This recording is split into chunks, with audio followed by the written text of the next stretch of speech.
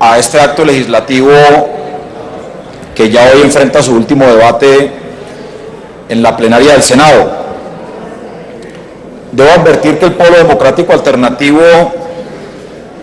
ha decidido no desde ahora, sino desde su fundación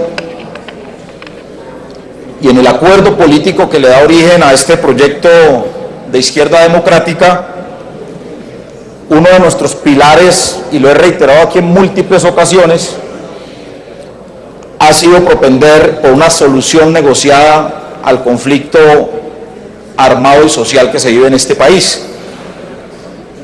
Y ello indica que el Polo Democrático ha sido uno de los permanentes acompañantes de este acuerdo que se dio en La Habana y que obviamente nuestro partido está comprometido hasta más no poder con este acuerdo que acaba con una guerra de más de 55 años.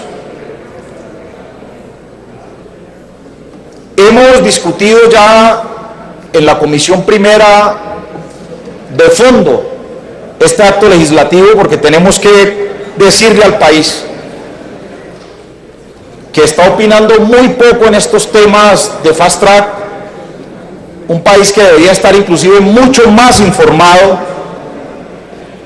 un país que debería estar conociendo en este momento al detalle en qué va el desarrollo de los acuerdos entre el gobierno del presidente Juan Manuel Santos y la guerrilla de las FARC. Desafortunadamente no tenemos esa información periódica y permanente que requerirá un esfuerzo de estos. Y me refiero entonces a que tomé la decisión de no acompañar la ponencia del gobierno nacional por dos razones de manera fundamental. La primera razón tiene que ver con el derecho integral de las víctimas a su reparación. En el desarrollo de la presentación voy a explicar por qué considero que las víctimas no van a ser reparadas integralmente en el texto de la ponencia que ha presentado el gobierno, y voy a demostrar cómo esta ponencia del gobierno viola flagrantemente lo que se acordó en La Habana en relación a la reparación a las víctimas de manera integral. Y la segunda parte de yo no haber firmado la ponencia tiene que ver con un acuerdo que no conoce el país y que hasta ahora se está conociendo, y es el acuerdo celebrado entre el presidente Juan Manuel Santos y miembros de la fuerza pública, que me parece pertinente que este país también lo conozca. El país no conoce que además del acuerdo de La Habana existe un acuerdo entre el presidente Juan Manuel Santos y su gobierno y miembros de la fuerza pública, que a decir verdad, honorables senadores y senadoras, yo conocí ese acuerdo hace aproximadamente 20 días que el gobierno radicó la ponencia a ser discutida en la Comisión Primera. Por eso me aparto de la ponencia que ha presentado el gobierno, sin que ello signifique que en la ponencia alternativa que he presentado no se contemplen los temas de fondo que se acordaron en La Habana en relación a la protección de las víctimas y en relación al desarrollo del corazón, podríamos decirlo nosotros, del acuerdo de paz, como es la implementación de la justicia especial para la paz, como hoy se está discutiendo en este Congreso. Honorables senadores y senadoras y el país, ustedes deben conocer que en estos 25 días estamos aprobando una reforma constitucional. O sea, hoy no estamos aquí aprobando una ley ordinaria. Estamos aprobando una reforma a nuestra Constitución vía fast track. Y es muy importante que ustedes tengan pleno conocimiento de que esa reforma constitucional significa ya una nueva regulación y una nueva normatividad constitucional que va a regir la vida de los colombianos, pero hay que decirlo también, que nace de un acuerdo para acabar una guerra y un conflicto que llevaba más de 55 años y que ha dejado más de 220.000 víctimas, también hay que decirlo. En esta reforma constitucional se crea el sistema integral de verdad, justicia y reparación y de no repetición. En esta reforma a la Constitución se crea la Comisión para el Esclarecimiento de la Verdad. Se crea una unidad de búsqueda de personas dadas por desaparecidas. Deben saber ustedes que el reporte que tenemos de la unidad de víctimas se registran en Colombia, producto del conflicto en los últimos 30 años, más de 77.000 desaparecidos en este país. Se define la reparación integral en el sistema integral de verdad, justicia y reparación y no repetición. Se define y se desarrolla lo relacionado con la extradición respecto de hechos cometidos en el marco del conflicto armado interno. Se definen criterios para la participación en política de quienes sean sancionados por la Justicia Especial para la Paz y se establecen las normas aplicables a los miembros de la fuerza pública que han cometido delitos en el marco del conflicto. Y además establece criterios de prevalencia que determinan el acuerdo final. Así que podríamos decirlo que esta reforma constitucional es la reforma más grande que ha tenido desde la Constitución del 91 nuestra Constitución política. Así que no estamos hoy tomando cualquier decisión. Estamos tomando una decisión, podríamos decirlo, de las más importantes que se hayan tomado en los últimos 30 años de la vida política del país.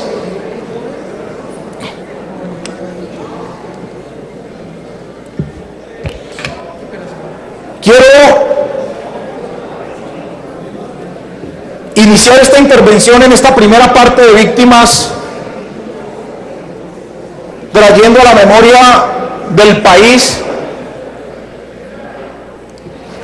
cada una de las intervenciones. Podría traer 10 páginas de intervenciones del presidente Juan Manuel Santos, donde en cada una de sus intervenciones le decía al país que el acuerdo que se suscribía con las FARC, el centro del acuerdo serían las víctimas, y manifestaba en las distintas alocuciones del señor presidente de la República que el acuerdo busca honrar a millones de víctimas del conflicto armado, protegiendo sus derechos a la verdad, a la justicia, a la reparación y a la no repetición. Manifestaba también que un acuerdo de estos, por primera vez en la historia, crea un completo sistema de justicia transicional en el que los crímenes internacionales y de lesa humanidad no son amnistiados, sino que serán investigados, juzgados y sancionados, y ese elemento es central y fundamental a la hora de entender de que si hay una justicia especial para la paz, no significa que la impunidad tenga que ser el elemento central que reine a la hora de implementar un modelo de justicia alternativa o de justicia transicional en cumplimiento de el mandato constitucional y obviamente de los mandatos de la justicia internacional. Decía también el presidente Juan Manuel Santos que las víctimas pueden hacer valer sus derechos a la verdad, a la reparación, a la justicia y a la no repetición, y también lo decía el mayor vocero de las FARC, el comandante Timochenko, en donde manifestaba también ese sentir hacia todas las víctimas en Colombia, cuando en Cartagena se manifestó diciéndole a las víctimas de manera sincera que le pedía perdón por todo el dolor que se haya podido ocasionar en esa guerra, y manifestaba toda la solidaridad con las víctimas. Leímos el capítulo 5 del acuerdo, honorables senadores y senadoras, y el capítulo 5 del acuerdo final suscrito en el Teatro Colón establece de manera abierta, clara y detallada la reparación integral de las víctimas. Pero esta ponencia que ha radicado el gobierno limita esa reparación integral de las víctimas. Por eso he dicho, el gobierno nacional se aparta de los acuerdos de La Habana en relación al cumplimiento de los derechos de las víctimas, y voy a explicar por qué. En el preámbulo del acuerdo se establece lo siguiente: los acuerdos que conforman el nuevo acuerdo final contribuyen a la satisfacción de los derechos fundamentales y los derechos de las víctimas del conflicto, a la verdad, a la justicia y reparación. Por consiguiente, las víctimas tendrán derecho a una reparación integral y efectiva. Cada individuo y la sociedad tendrán el derecho a no sufrir la repetición de la tragedia del conflicto armado que con el presente acuerdo se pretende superar. Estos elementos o este preámbulo del acuerdo de manera expresa fija el centro del acuerdo en el derecho a la reparación integral de las víctimas. En la introducción del acuerdo firmado en el Teatro Colón se establece también que se desarrollarán espacios que promuevan el reconocimiento de las víctimas, el establecimiento de las responsabilidades y en general el reconocimiento por parte de la sociedad de lo ocurrido en la necesidad de aprovechar la oportunidad de la paz. Esta lectura que estoy haciendo es textual del acuerdo firmado el 24 de noviembre de 2016 en el Teatro Colón. En esa misma introducción del acuerdo establece que las víctimas desde el encuentro exploratorio de 2012 se acuerda que el resarcimiento de las víctimas debe ser el centro de cualquier acuerdo. Honorables senadores y senadoras, ya en el preámbulo acabamos de notar que las víctimas son el centro del acuerdo. En la introducción del acuerdo de La Habana se establece que las víctimas son el centro del acuerdo. Y en los principios del acuerdo vuelve nuevamente y se registra en relación al capítulo 5 que para proteger los derechos de las víctimas se garantiza de que no va a haber intercambio de oportunidades y que la satisfacción de los derechos de las víctimas no son negociables. Hasta ahí me parece que el acuerdo le da plenas garantías a las víctimas, y realmente con este tipo de denunciados, todos aquellos que hemos defendido los derechos de las víctimas en este país, personalmente me sentía tranquilo con las reacciones que tenía el acuerdo final. Eso debo advertirlo. En el esclarecimiento de la verdad se va a esclarecer lo sucedido a lo largo del conflicto, incluyendo sus múltiples causas, orígenes, efectos, y es parte fundamental de la satisfacción de los derechos de las víctimas y de la sociedad en general. En materia de reparación a las víctimas tienen derecho a ser resarcidas por los daños que sufrieron a causa del conflicto. Y en enfoque de derechos dice: todos los acuerdos a los que lleguemos sobre puntos de agenda, y en particular el punto 5 de víctimas, debe contribuir a la protección y la garantía y al goce efectivo de los derechos de todos y todas las víctimas. Yo creo que hasta ahí queda absolutamente claro que en el acuerdo firmado entre el gobierno del presidente Juan Manuel Santos y las FARC, los derechos de las víctimas, senador Horacio Serpa, estaban absolutamente protegidos y blindados.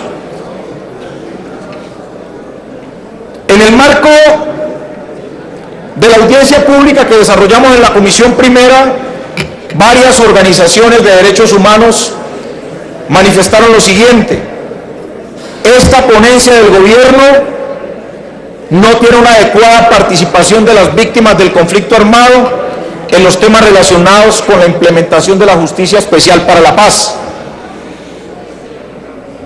Justamente en ese artículo estoy presentando en mi ponencia alternativa un ajuste para que las víctimas tengan una adecuada participación en el proceso que se va a adelantar en Justicia y Paz. En la ponencia del gobierno, a juicio de las organizaciones de derechos humanos, pero especialmente el Alto Comisionado de las Naciones Unidas, manifiesta que se debió establecer el principio para que todos los órganos de la Justicia Especial para la Paz se incluyera el derecho internacional de los derechos humanos como uno de los principios fundantes para la constitución de la Justicia Especial para la Paz. Dentro del estudio que adelantamos en nuestra oficina, encontramos también que la Justicia Especial para la Paz no podía albergar a terceros o a particulares o a miembros de la fuerza pública que hubiesen incumplido normas y que hayan perdido beneficios en la ley o en Justicia y Paz como resultado del pasado acuerdo. Y eso para nosotros es muy importante. En Justicia y Paz tenemos la relación de algunos miembros de las autodefensas que incumplieron Justicia y Paz y que por esta vía de Justicia Especial para la Paz podrían perfectamente acogerse a los beneficios o a las oportunidades judiciales que ofrece Justicia Especial para la Paz. Fue incluido también en la ponencia alternativa dar mayores garantías a las comunidades indígenas y negras en la conformación de los reglamentos y sanciones de la Justicia Especial para la Paz. Esta fue una solicitud expresa de las comunidades indígenas y de algunas comunidades negras con quienes discutimos esta ponencia y que acompañan efectivamente la inclusión de estas garantías. La exclusión de Justicia Especial para la Paz de miembros de corporaciones públicas por tener vínculos con grupos al margen de la ley. Eso hizo parte también de la ponencia que presenté como ponencia alternativa para fortalecer, diríamos nosotros, los derechos de las víctimas y de las minorías poblacionales en el país como comunidades negras y comunidades indígenas. ¿Por qué consideramos que este proyecto de acto legislativo o el acto legislativo 02 de 2016 se aparta del acuerdo de paz? Porque presenta obstáculos para el acceso a la reparación integral y porque además de esto incluye temas que no deben ser tramitados por acto legislativo y temas que se alejan de los acuerdos aprobados en La Habana. Este proyecto de reforma constitucional restringe el derecho de las víctimas a la reparación integral, ya lo dijimos, y vamos a demostrar por qué. Quiero que los senadores presten estricta atención a este cuadro. La Unidad para las Víctimas reporta un universo de 8.320.000 víctimas, de las cuales ya existen sentencias que les reconocen el derecho de víctima a casi 300.000 de estas 8.300.000 víctimas. ¿Eso qué quiere decir? Que hay un universo de 8 millones de víctimas. Señor presidente, hay demasiada bulla. Yo le solicitaría que nos ayude con el orden. En un universo de 8 millones de víctimas, como se reporta acá, solo 300.000 víctimas ha logrado tener una sentencia que le reconozca el carácter de víctimas. ¿Qué quiere decir esto? 8 millones de víctimas hoy está por fuera de decisiones judiciales o administrativas que le brinde su garantía de reparación integral. Y voy a demostrar por qué el artículo 17 de esta ponencia del gobierno no va a permitir la reparación de estos 8 millones de víctimas. El ministro Mauricio Cárdenas, el año pasado, en un informe a la Comisión de Seguimiento a la Ley de Víctimas, nos manifestó que los recursos para las víctimas eran de 12 billones presupuestados para el año 2017, y quiero que esto quede absolutamente claro y hoy tener una respuesta del gobierno en relación a este tema. Cuando el gobierno nacional habla de 12 billones para la reparación de las víctimas, pues consideramos que es una cifra importante. Inclusive en la discusión de los recursos para la reparación de las víctimas hablábamos de 10 billones de pesos por año. Entonces, si uno escucha una cifra de 12 billones para la reparación de las víctimas, uno dice, bueno, es una cifra cercana a lo que se requiere para la reparación integral de las víctimas. Pero cuando se hace el desglose de esos 12 billones, ¿para dónde van en materia de reparación de las víctimas? Encontramos que 3.8 billones son para inversión, que no hemos logrado saber hasta el día de hoy, ¿inversión en qué? Y encontramos también que 4.1 billones serán para educación de las víctimas y sus familias, y 2.6 billones serán para la salud de las víctimas. Nosotros nos hacemos una pregunta: ¿cómo así que en los derechos fundamentales de las víctimas, que es el derecho al que tiene cualquier colombiano de este país, se les está sumando la reparación integral, el derecho a la salud y el derecho a la educación, como cualquier otro colombiano que no haya sido víctima del conflicto armado? Pero hay algo mucho más grave, y es que el gobierno está sumando el derecho a la salud y el derecho a la educación como el mecanismo de reparación integral, y eso no puede ser sumado allí. El único recurso que queda realmente de los 12 billones que dice el ministro Cárdenas, señor presidente, son 700.000 millones para reparación, que lo da la misma explicación del ministro Cárdenas, y 800.000 millones que hacen parte para el funcionamiento del sistema de víctimas, o sea, todo el funcionamiento de las víctimas. Nosotros hicimos un ejercicio muy sencillo en ese ponqué que encontramos allí, y en esa distribución de esos 700.000 millones para la reparación a las víctimas, si lo distribuimos en los 8 millones de víctimas, vamos a encontrar que a cada víctima le correspondería para el año 2017 87.500 pesos por víctima para ser reparada integralmente, según las manifestaciones del ministro Cárdenas y según los recursos que se tienen para reparación integral. Esto nos parece supremamente grave, honorables senadores, que hayan solo 700.000 millones para reparación integral de las víctimas.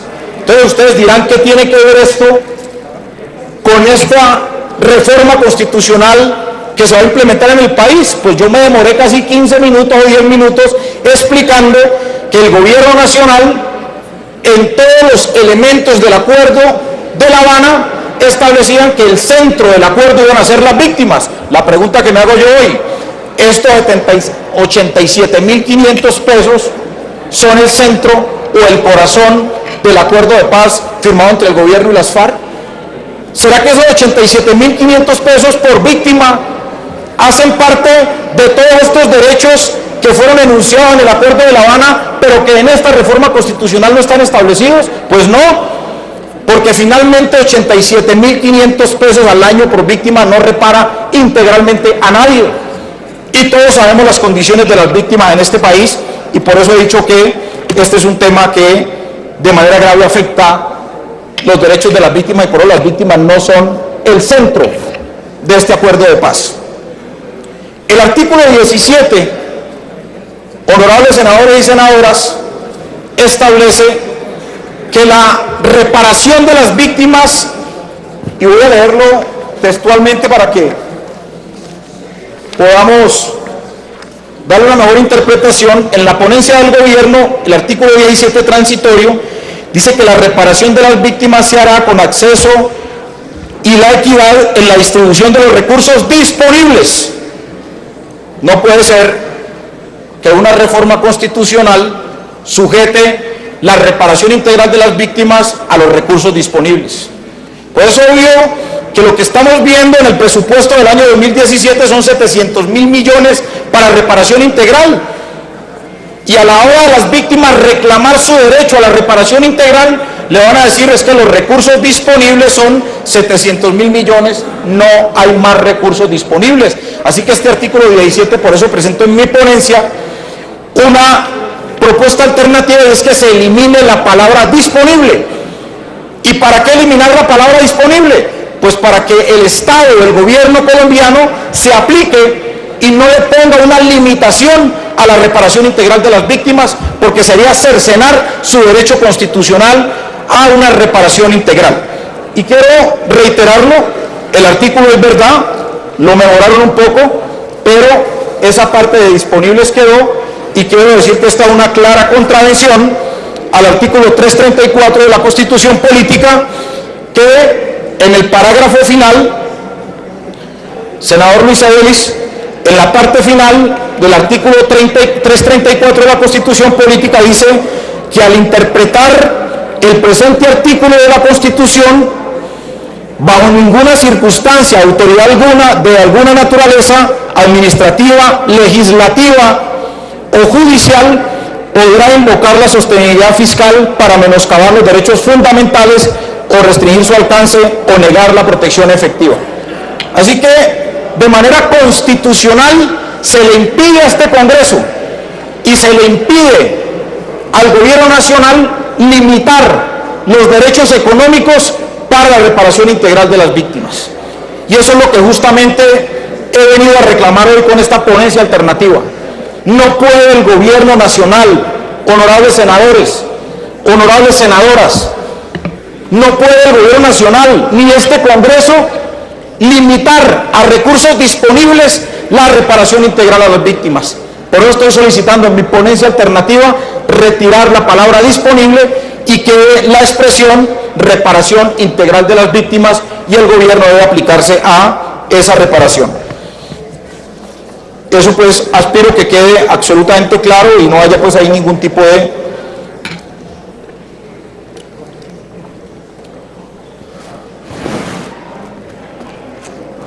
más allá. Establecen algunas sentencias que las quisimos traer a este debate. La sentencia C-753 de 2013 de la Corte Constitucional dice que la sostenibilidad fiscal no es un principio constitucional, sino una herramienta para la consecución de los fines del Estado.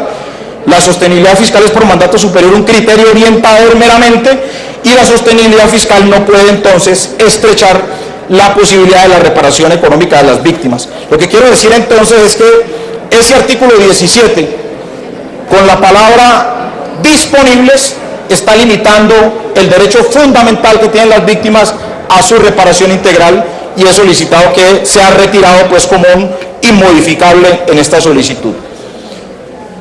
Pasemos a otro aspecto de las solicitudes o de la ponencia alternativa que he presentado.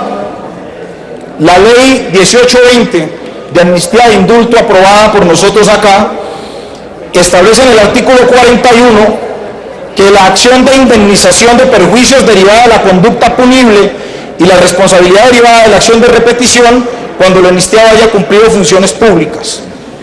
Nosotros creemos, senador Roosevelt, que en esa ley de amnistía que fue aprobada, hasta allí debería establecerse el mecanismo de indemnización de perjuicios o de acción de reparación establecida para este caso en la Justicia Especial para la Paz. Pero sucede que en este acto legislativo, de manera novedosa, y esto tampoco está en los acuerdos, introducen un nuevo artículo o un nuevo parágrafo que dice: en los casos en que se aplique amnistía e indulto o renuncia a la persecución penal, no procederán acciones judiciales contra los beneficiarios de tales medidas para la indemnización de las víctimas.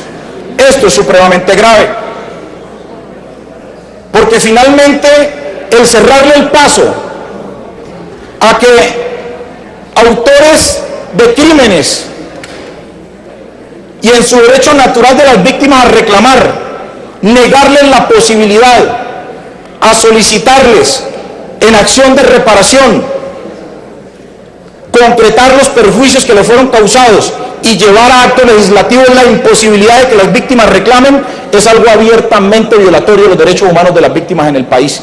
y por eso considero que este nuevo parágrafo que se inventó el gobierno para proteger a funcionarios públicos, para proteger a terceros, para proteger a particulares, es una norma abiertamente violatoria a los derechos humanos de las víctimas, al derecho que tienen de acción de repetición. Así que debe ser retirado este parágrafo de esta reforma constitucional. Y termino con esta última parte, o con este último capítulo, y voy a pasar muy rápido porque este tema lo he explicado muy bien ya en otras ocasiones.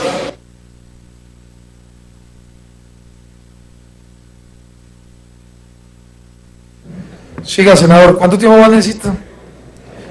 ¿Cuánto tiempo más necesita, senador? Ay, senador, cuando usted estaba de coordinador ponente, yo le pedía tiempo. No, por eso, ¿cuántos temas necesita? 10 minutos termino, presidente. 10 minutos más, senador. Gracias. Y tiene que ver con la responsabilidad de mando y las garantías de no repetición, reparación integral en la ley, en esta Justicia Especial para la Paz. Lo primero, yo vuelvo y reitero que este capítulo, el capítulo 7º de este proyecto de reforma constitucional, no es parte en los acuerdos de La Habana. Y aquí quiero dejar una constancia. Hace 15 días, desde mi oficina, le envié una carta al señor presidente de la República, preguntándole por este acuerdo por las fuerzas militares, en qué consistía, cuál era el objetivo, cuáles eran los alcances, y que nos comentara en qué consistía ese acuerdo. Hasta el día de hoy no he recibido respuesta del señor presidente de la República. Lo único que he escuchado en medio de esta discusión es que el general Mora y otros miembros de la fuerza pública están objetando esta reforma constitucional y han enviado una carta al señor presidente de la República, que por demás el senador Roy Barreras la contestó. Yo esa constancia la quiero dejar, que el presidente de la República no ha contestado en qué consistió ese acuerdo, dónde se dio, cómo se dio, cuáles fueron las implicaciones del acuerdo, por qué se dio el acuerdo, en fin, quedarán los anales de la historia qué pasó allí con ese nuevo acuerdo con las fuerzas militares, que finalmente algún día encontraremos la explicación de qué pasó allí. Y segundo, también le envió una carta a los negociadores de las FARC solicitando también la explicación o cuál es la posición de las FARC en relación a ese acuerdo que se ha hecho entre el presidente Juan Manuel Santos y miembros de las fuerzas militares. Hasta el día de hoy, hace 15 días le enviamos esa carta a las FARC y hasta el día de hoy las FARC no han contestado esa solicitud que hice. Ojalá las FARC estén viendo este debate, ¿sí?, los negociadores de las FARC, y me puedan contestar en el transcurso de este debate, lo contesten mañana o cuando les parezca. Pero sí, para mi ejercicio como parlamentario, como ciudadano, es prudente y pertinente que conozca cuál es la posición de las FARC frente a este nuevo capítulo que ha introducido el gobierno nacional a esta reforma constitucional.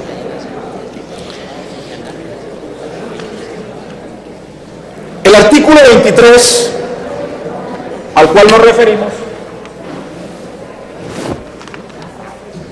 debe estar hablando ahí, bien organizados.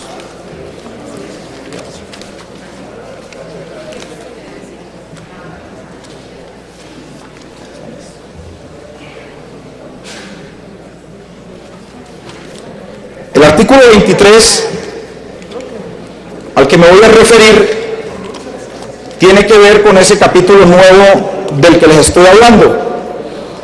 Este capítulo nuevo eleva al rango constitucional la equiparación de las reglas operacionales de la fuerza pública con las normas de derecho internacional humanitario o con el propio derecho internacional de los derechos humanos, lo que es abiertamente contrario al Estatuto de Roma. El texto incluido en el artículo 23 contraviene el derecho internacional en lo relacionado con el reconocimiento de la responsabilidad de mando, en particular a través de la expresión concurrentes, como lo voy a explicar más adelante. Pero también ese capítulo 23 elimina la figura constitucional del llamamiento en garantía y la repetición contra servidores públicos que integran la fuerza pública, poniendo una carga desproporcionada en favor de aquellos en relación con los demás funcionarios del Estado y desconociendo los principios básicos del Estado social de derecho. Yo quiero decirle al país, y es muy importante también que los senadores y senadoras conozcan algo muy importante. Esta reforma constitucional no solamente se aplica a las FARC como modelo de justicia transicional o como justicia especial para la paz. Es muy pertinente decirle al país que este modelo de justicia transicional aplica también para miembros de la fuerza pública, para terceros que participaron en el conflicto, y aplica también para funcionarios del Estado que participaron y violaron los derechos humanos en ejercicio de sus funciones en representación del gobierno o del Estado colombiano. Es importante decirlo porque hoy ante el país lo único que se conoce y lo único que se dice aquí en el Congreso, y yo ahí tengo que cuestionar y plantearle al senador Amin, que nos ha dicho, y lo dice también en la comisión primera, senador Amin, ustedes los del Centro Democrático se remiten a decir y a explicarle al país que esta justicia especial para la paz es un escenario que beneficia exclusivamente a las FARC, es lo que usted ha dicho, y que se va a generar impunidad. Pues yo tengo que decirlo también de manera abierta de que esta reforma constitucional, esta justicia transicional, esta justicia especial para la paz, también le es aplicable a funcionarios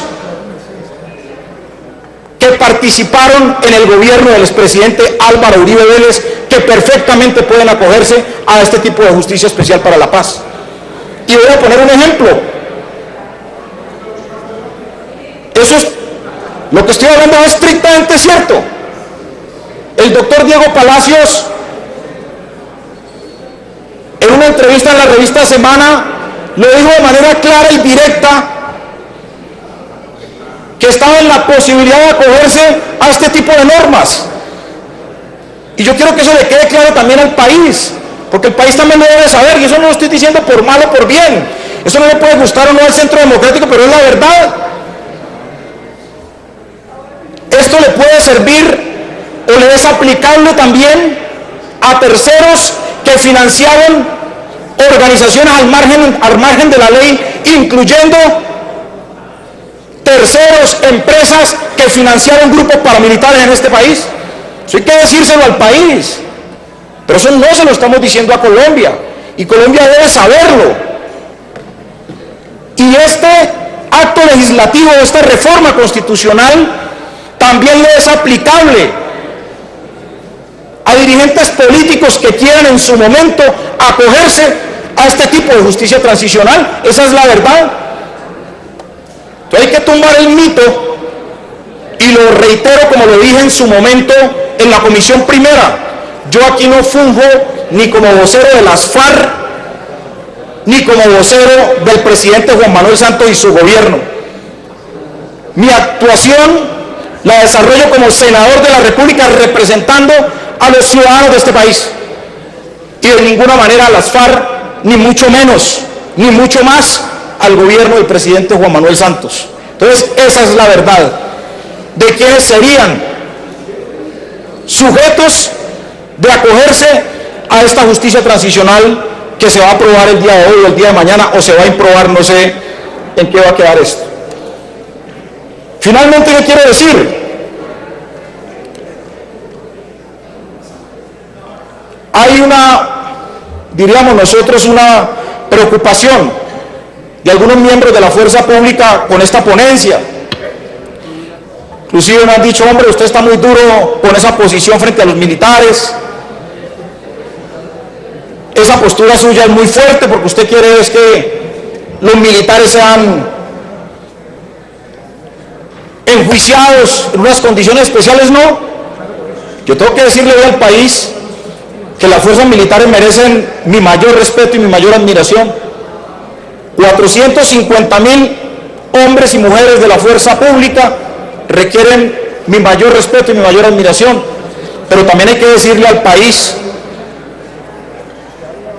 que una parte muy pequeña de esos miembros de la fuerza pública violentaron la constitución política, infringieron las normas penales y el ordenamiento jurídico de este país, pero ello no significa que no hagan parte de esta justicia especial para la paz. ¿Cuál es mi gran preocupación en esto, honorables senadores? Y es que en ese artículo 23, en relación a la responsabilidad de mando, determinan una serie de condiciones concurrentes para poder que la responsabilidad de mando se dé. Y establecen 4 criterios: que la conducta o las conductas punibles hayan sido cometidas dentro del área de responsabilidad asignada a la unidad bajo su mando, eso no tiene inconveniente; que el superior tenga la capacidad legal y material de emitir órdenes, de modificarlas o de hacerlas cumplir; que el superior tenga la capacidad efectiva de desarrollar y ejecutar las operaciones dentro del área donde se cometieron los hechos punibles; y que el superior tenga capacidad material y directa de tomar las medidas adecuadas para evitar o reprimir la conducta o las conductas punibles. Mire, si estas condiciones concurrentes se aplican en responsabilidad de mando, estoy absolutamente seguro que los mayores generadores de violación a los derechos humanos van a quedar en la absoluta impunidad. Y ese no es un favor que se le están haciendo a los miembros de la fuerza pública que violaron el ordenamiento legal en este país. Todo lo contrario. Lo que nosotros dijimos y lo advertimos en la comisión primera, y es que hacerle el esguince a la responsabilidad de algunos altos mandos que incumplieron el ordenamiento jurídico al llevar a estas condiciones concurrentes que no les va a llegar a su responsabilidad penal, pues obviamente se va a generar un escenario de impunidad y los pone de manera directa en la justicia penal internacional, especialmente en la Corte Penal Internacional, y ahí sí se le estaría haciendo un daño a muchos miembros de la fuerza pública que se verían afectados por esta decisión. Solamente queremos advertir esa preocupación que tenemos. Cuando en algún momento las víctimas sientan que no están garantizados su derecho a la verdad, a la justicia y la reparación, porque en esta exigencia, de estas condiciones concurrentes, su derecho a conocer la verdad, a que se haga justicia, a que sean reparados, no esté, perfectamente cualquier víctima puede acudir a la Corte Penal Internacional para que efectivamente se haga justicia, en este caso en Colombia, y ahí sí las penas van a ser mucho más fuertes y mucho más complejas. Quiero dejar entonces como constancia algunos documentos de la Corte Penal Internacional frente al conocimiento inferido de los miembros de la fuerza pública, que no los hace responsables de la comisión de este tipo de hechos que violaron la Constitución y el ordenamiento jurídico colombiano, y me refiero a un principio que emana de la Corte Penal Internacional, y el cual es el conocimiento inferido, que es un estándar internacional. De manera muy rápida lo dejo para la discusión, y dejo también en la discusión este otro principio que se llama el control efectivo, que es también estándar internacional y hace parte de la Corte Penal Internacional, y es que si el superior podía o no factiblemente prevenir la atrocidad cometida por los subalternos, ese es el punto decisivo a probar, para lo cual pueden tener en cuenta elementos formales, como si el superior podía o no jurídicamente darle orden a los subalternos, pero no existen en el derecho internacional requisitos formales que tengan que ser cumplidos. Y paso muy rápido con esto. Esos estándares internacionales tienen poder vinculante en Colombia. La ley 742 de 2002 estableció que el Estatuto de Roma le era aplicable a este país. Hay una enorme discusión con el doctor Roosevelt y con algunos otros colegas en relación a que el Estatuto de Roma no se aplica, no tenemos por qué aplicarlo, sí tenemos por qué aplicarlo. Desafortunadamente ese conflicto no lo vamos a dirimir acá, es un conflicto que se va a dirimir posteriormente, pero debemos advertir que si ese conflicto se dirime en la justicia internacional y si efectivamente con la duda que nosotros tenemos no se están aplicando los estándares internacionales de justicia transicional, pues automáticamente muchos funcionarios, muchos miembros de la fuerza pública, particulares, quedarían en manos o quedarían a expensas de la justicia internacional, en este caso Corte Penal Internacional. Queríamos solamente subrayar esas observaciones especiales que hemos querido traer. Esa preocupación la tenemos, la queremos dejar, por eso he presentado esa ponencia alternativa. Nosotros honramos nuestra palabra como miembros del pueblo democrático en relación al cumplimiento estricto de los acuerdos de La Habana. Eso he hecho en esta ponencia alternativa, buscando proteger los derechos de las víctimas. Siga, senador, si quiere 2 minutos. Buscando que en este capítulo nuevo que fue insertado por fuera de los acuerdos de La Habana haya una verdadera consideración a efectos de no, diríamos nosotros, de no afincar más el conflicto hacia los miembros de la fuerza pública o hacia terceros, pero sí que efectivamente se logre que aquellos que violentaron el ordenamiento jurídico se sometan a esta justicia especial para la paz, digan la verdad, se haga justicia con ellos y haya una reparación integral para las víctimas. Es nuestro objetivo y es nuestro pensamiento. En ese estado de cosas queremos evitar que los falsos positivos, ejecuciones extrajudiciales, torturas, masacres, desaparición forzada, asesinatos de muchos ciudadanos y ciudadanas, especialmente quiero referirme a más de 2.500 o 3.000 dirigentes sindicales que fueron asesinados en este país, líderes indígenas, líderes afros, líderes comunales, líderes estudiantiles, en fin, todo el dolor que se ha vivido la tragedia en este país, que efectivamente este conflicto se cierre bien, se cierre con verdad, que es un elemento reparador estructural en los derechos de las víctimas, que se cierre con justicia transicional, sí, porque estamos de acuerdo en una justicia transicional, pero que también se cumplan con los estándares, no solamente de la Constitución Política Colombiana, sino los estándares internacionales del derecho internacional de los derechos humanos, y que las víctimas sean reparadas integralmente. Por eso, honorables senadores, he presentado esta ponencia alternativa con el mayor de los respetos por todos, pero yo tengo una responsabilidad humana también con las víctimas del conflicto, como la pueden tener todos, cada uno a su manera, pero yo creo de manera efectiva que los derechos de las víctimas, con esa palabrita, con esa sola palabrita que habla de recursos disponibles, pues finalmente se está negando un derecho fundamental, un derecho humano que tienen las víctimas a ser reparados integralmente.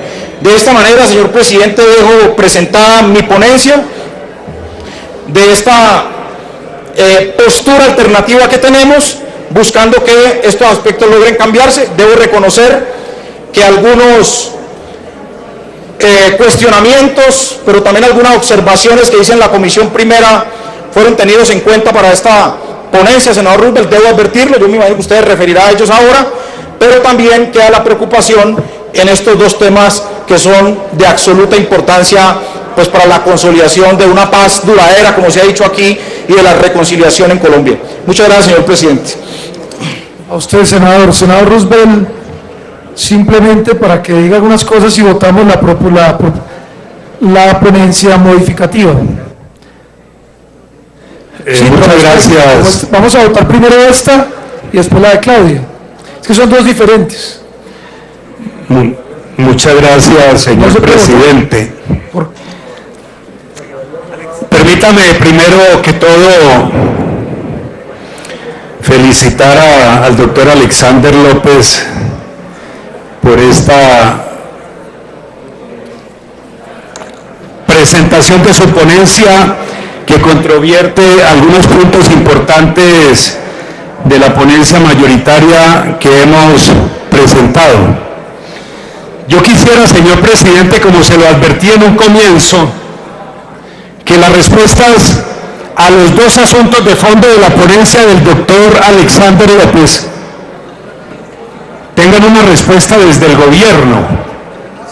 Doctor ministro,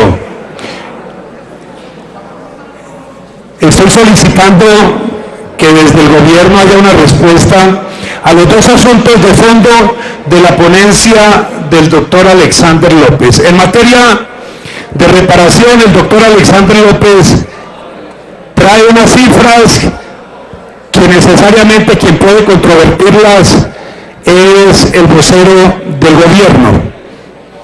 Yo, por mi parte, en esa materia, lo que tengo que decir es lo que dije exactamente en la comisión primera a propósito de este debate. El tema de las víctimas no es un tema nuevo. El tema de las víctimas es un tema que viene desde la ley 418, que viene desde la ley 1448. Esto para decir que en el último gobierno ha habido una